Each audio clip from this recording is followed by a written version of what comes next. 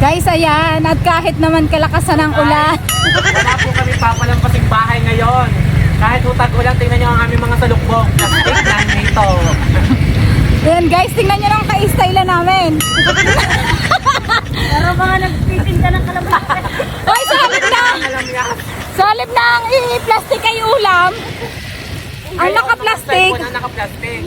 Tingnan nyo. Si call center lang po, waterproof kasi ang cellphone niya. Malabo kasi kapag ka may plastic. Waterproof, may pamalit siya. Pasok ng lamig. Guys, tingnan nyo naman ang dinadaanan namin. Puti ka na. Tapos, tingnan nyo. Sa putik, mabato pa.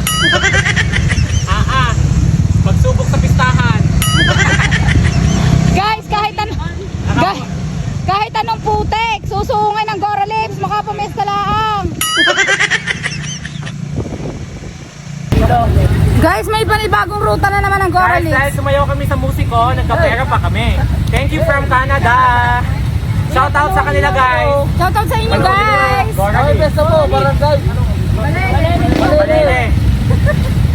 Guys, napagod ako doon Balik na naman ang bewang ko guys. Napalaban na naman tayo. Napalaban si Lips sa mga major rate. Ayan ang mga taga saan yan? Tagakin po na lagi na absent. Wala absent. Lasing na naman ang mga taga-info. Lasing na naman guys.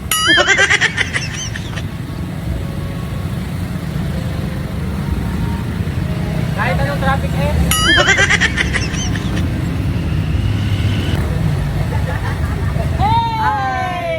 Hello po. Ang mukha ng tagakin ko. Shoutout daw kay Miss Bella! Bella ka? Bella naman. Ano? Benta. Benda. Kanina? Benda daw, benda. Benda? Kanino ga?